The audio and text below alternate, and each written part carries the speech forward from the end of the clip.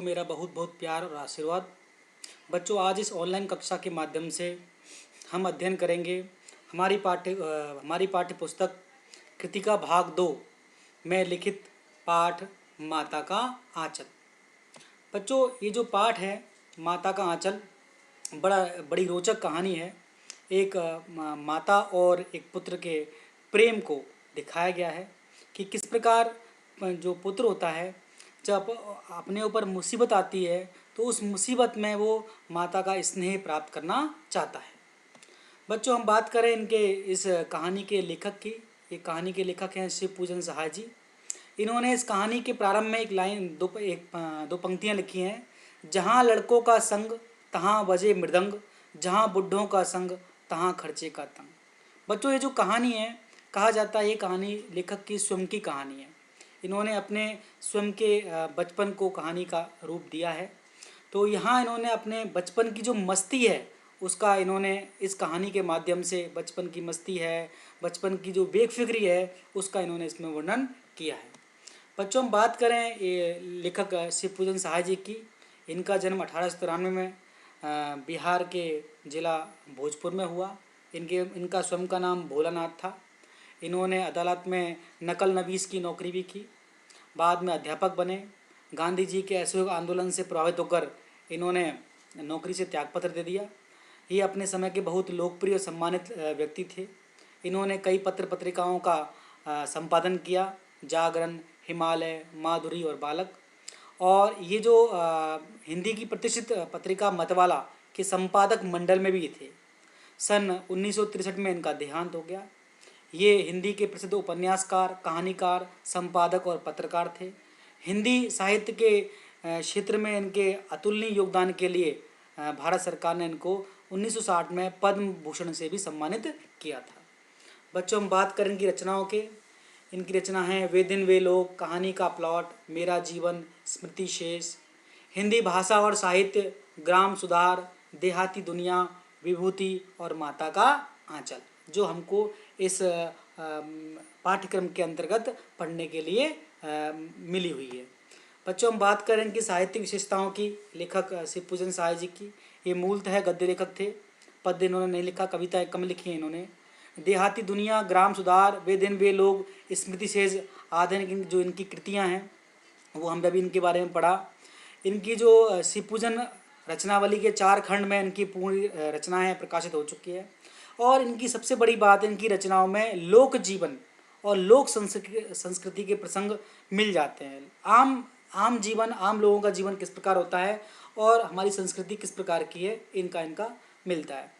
बच्चों, हम पूरे नट शैल में इस पाठ को देखें तो हम जैसा कि आपको इन 2 चित्रों के माध्यम से व्यक्त है कि माता का अपने पुत्र के प्रति लगाव, प्रेम, स्नेह, और उस स्नेह की बदौलत ही अपने जो पुत्र है उसका सुरक्षित महसूस करना। बच्चों, हम बात करें इस कहानी के बारे में। ये जो माता का आंचल जो पाठ है, ये लेखक शिव पूजन सहाय के बालपन से जुड़ी हुई कहानी है, स्वयं के बालपन से। इस कहानी में ग्रामीण जीवन का बहुत सुंदर चित्र मिलता है। गांव में किस प्रकार लोग बच्चे खेलते हैं, इंडोर गेम्स, आउटडोर गेम्स हैं, वो घर में जो छोटी छोटी चीज़ों से ही खेलने के साधन बना लेते हैं। किस प्रकार की संस्कृति होती है, किस प्रकार के वो गांव के बाग बगीचों में खेलते कूदते हैं, बच्चों के झुंड के साथ खेलते हैं। लेखक ने इस कहानी के माध्यम से बाल मन, बच्चे का जो मन होता है, उसकी जिज्ञासा, जानने की इच्छा है, खेल है उनके, सहजता है उनकी, हर चीज़ को बहुत आसानी से लेते हैं, और शैतानियाँ, क्या वो मस्तियाँ करते हैं, उनका उन्होंने सजीव चित्रण किया है। ऐसा लगता है हमारे सामने ही घटनाएं घटित हो रही हैं। यह कहानी पिता और पुत्र के प्रेम से आरंभ होती है। इस शुरुआत में पिता और पुत्र का प्रेम दिखाया जाता है। भोला अपने पिता से बहुत प्रेम करता है। भोला की जो भोर है, सुबह है, पिता के साथ आरंभ होकर रात पिता के साथ ही समाप्त होती है। उसके पिता उसकी हर खुशी का ध्यान रखते हैं। भोला जैसे उनके जीवन का महत्वपूर्ण अंग है। भोला भी उन्हें बहुत प्यार करता है। कहानी लेकिन जब अंतिम पड़ाव पर पहुंचती है तो एक ऐसे मोड़ पर समाप्त हो जाती है जहां एक प्रश्न उठ खड़ा होता है कि पिता पुत्र के बीच प्रेम जितना भी गहरा हो, परंतु बच्चे के लिए उसकी मातृत्व छाया, माँ की जो ममता की छाया है, बहुत महत्वपूर्ण होती है। माँ का आंचल वह स्थान होता है जहाँ आकर सभी प्रकार के भय, डर, चिंता, निराशा, दुख और कष्ट समाप्त हो जाते हैं। बच्चों इसीलिए ईश्वर ने भी माँ को ईश्वर का ही रूप कहा है। भोला सांप को देखकर डर जाता है, लेकिन जब वह भागकर आता है तो पिता के स्थान पर माता की गोद में ही स्वयं को सुरक्षित पाता है। पिता कई बार उसे बुलाने का प्रयास करते हैं, वो उनके पास नहीं पहुंचता है। इस कहानी का शीर्षक माँ और बच्चे के बीच प्रेम को समर्पित है। इससे हम यह नहीं कह सकते कि पिता का प्रेम माँ के प्रेम से कम है या कम था, परंतु माँ की स्नेही छाया की बराबरी नहीं कर सकता। यही कारण है कि माँ से बच्चे का बहुत ज़्यादा लगाव होता है। जब मुसीबत आती है तो हर बच्चे के मुंह से एक ही आवाज़ निकलती है, माँ। तो बच्चों हम बात करें इस कहानी के विकास की, कहानी किस प्रकार आगे बढ़ती है। सबसे पहले हम बात करें कि भोलानाथ है इसमें जो बच्चा, जिसमें हम बात कर रहे हैं कि लेखक की स्वयं की कहानी है, लेखक स्वयं खुद ही है। इनका असली नाम तारकेश्वर नाथ था।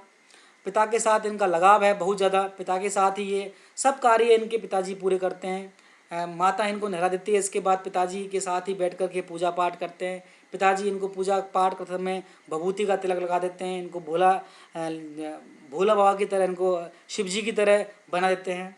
पिताजी के साथ ही पिताजी जब पूजा करते हैं बच्चा उनके साथ ही बैठा रहता है। पिताजी राम नाम लिखते रहते हैं। पिताजी राम नाम लिखी जो पर्चियाँ हैं वो आटे में लपेट करते हैं, लपेट करके और गंगा नदी के पास जाते हैं। बच्चा भी उनकी कंधे पर बैठकर साथ में जाता है और वो उन आटे की गोलियों को मछलियों को खिलाते हैं। बच्चा इस कार्य में आनंद प्राप्त करता है। लौटते समय पिताजी हैं बच्चे को, जैसा कि इस पिक्चर में आपको दिख रहा है, चित्र में पिता जो डाली में बैठ करके उसको झूला भी झुलाते हैं। पिता और पुत्र दोनों खूब मस्ती करते हैं। पिता पुत्र नकली कुश्ती लड़ते हैं, जिसमें पिता अपने पुत्र को खुश करने के लिए हार भी जाता है। और माँ इसमें दिखाया गया बाद में कि माँ किस प्रकार अपने बच्चे को खाना खिलाती, तरह तरह की चिड़िया उड़ या फिर तोते के माध्यम से, विभिन्न पक्षियों के माध्यम से कई तरह के बहाने बना करके माँ अपने बच्चे को खाना खिलाती है। बच्चों कहानी आगे बढ़ती है कि माँ के द्वारा माँ अपने बच्चे के बालों में ज़बरदस्ती तेल लगा देती है। बच्चा क्योंकि बच्चे के बाल बड़े हैं तो उसको तेल लगवाने से बालों में उलझन से दर्द होता है, लेकिन माँ ज़बरदस्ती तेल लगा देती है। बच्चा उस तेल के लगाने के कारण, दर्द के कारण रोने लगता है। पिता उसको मनाने का प्रयास करते हैं लेकिन बच्चा नहीं मानता है। अचानक उसे अपने साथियों का झुंड दिखाई पड़ता है जो खेल रहे होते हैं। बच्चा उन अपने साथियों को देख करके, ये बच्चे का स्वभाव है, अपने साथियों को देख करके रोना भूल जाता है और वो अपने साथी लोगों के साथ में खेलने में मस्त हो जाता है। इसके बाद हम दिखाते हैं कि बच्चे किस प्रकार घरेलू खेल खेलते हैं। आजकल के वीडियो गेम्स की तरह नहीं, बच्चे नकली शादियां करते हैं, नकली बारात लाते हैं, खेती करते हैं, तरह तरह के पत्तों और बीजों वहाँ जो पड़े चीज़ों से उन्हीं से खेल खेलते रहते हैं। और पिता भी अपने बच्चे के साथ उन खेलों में आनंद लेता है, बराबर उसका भाग देता है। बच्चे नकली घरौंदे भी बनाते हैं, जैसे बच्चे मिट्टी के बनाते हैं, जिस प्रकार आपको दिख रहा है ये ऐसे करके बच्चे अपने रेत में अपने पैर डाल करके घरौंदे बनाते हैं। बच्चों कहानी फिर और आगे बढ़ती है कि बच्चे जो बच्चे हैं वो मूसन तिवारी नाम के एक व्यक्ति को चिढ़ा देते हैं उसको, और चिढ़ा देते हैं तो मूसन तिवारी बच्चों की पाठशाला में उनके अध्यापक से शिकायत कर देता है। अध्यापक सब बच्चों को बुलाने के लिए घर में बच्चों की फौज भेज देता है। बच्चे आते हैं तो बच्चों को डांटता है अध्यापक। जब बच्चों को डांट पड़ती है तो बच्चे रोने लगते हैं। जब भोलानाथ के पिता को मालूम चलता है कि उसका बच्चे को अध्यापक ने बुलवाया है तो वहाँ वो पहुँचता है और अध्यापक से अनुरोध करके अपने पुत्र को ले आता है।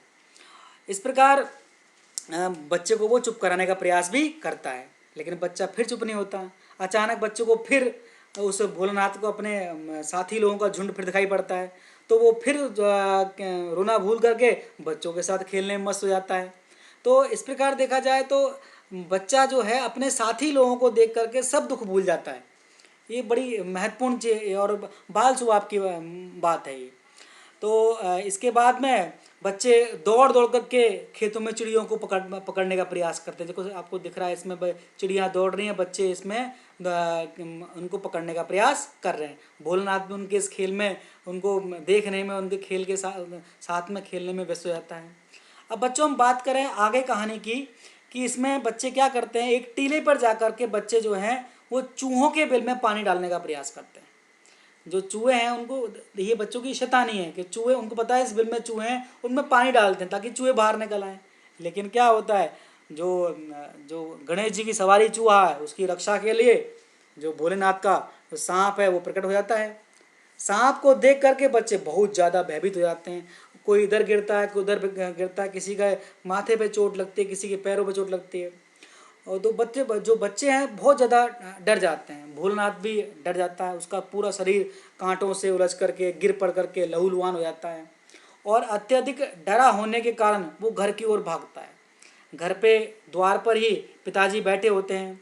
बच्चे को रोता हुआ देखकर पिताजी उसको कई तरह से बुलाने का, अपने पास मनाने का प्रयास करते हैं, उसको काफ़ी आवाज़ लगाते हैं, लेकिन भोलानाथ वहाँ नहीं रुकता है। वो उसकी माँ घर के आंगन में बैठ कर के कुछ कार्य कर रही होती है रसोई का, तो वो जा कर के सीधा अपनी माँ की गोद में जा कर के चिपक जाता है। बच्चे को रोता देख करके माँ भी अपना सारा काम छोड़ करके उसको प्यार से ममता देने का प्रयास करती है, उसे पुचकारती है, उसे ममता प्रदान करती है, उसे चुप करती है और उसे अपने सीने से अपने आंचल में छुपा लेती है। बच्चा अपने माँ की ममतामयी आंचल की छाँव में आकर के अपने को सुरक्षित महसूस करता है।